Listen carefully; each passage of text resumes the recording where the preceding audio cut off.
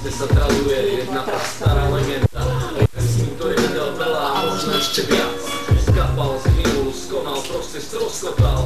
U nás v našom meste, keď tu koncert mal, bol mladý a krásny, na kravace mal pásky. Bol to denný básnik, mal ty si nezapínal pásy. Chlaspal červený absint a pôsobil jak masív. Bol to proste frajer a mal krátke vlasy.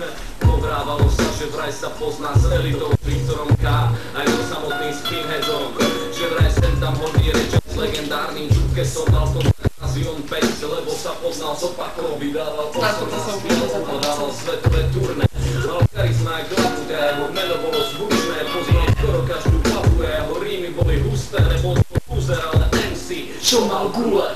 Bol to bond medzi repermi, taký hip-hopový sierák. Taký bond medzi jumpmi, čo má silu jak herák.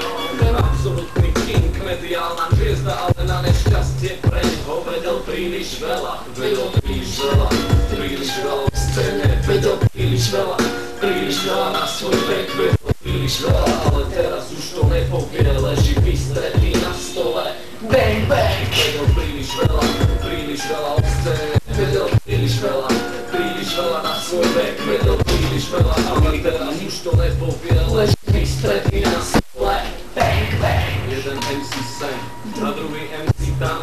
Veľa MCs neprežilo, čo ten MC dokázal. Mal náboj ako Duracell a nesmrteľný šák. Keby bol nejaký Metropolis, tak on bol Superman. Mal hromadu fans, ale ešte viacej hejterov. Mal hromadu fans, ale aj neprajných kolegov.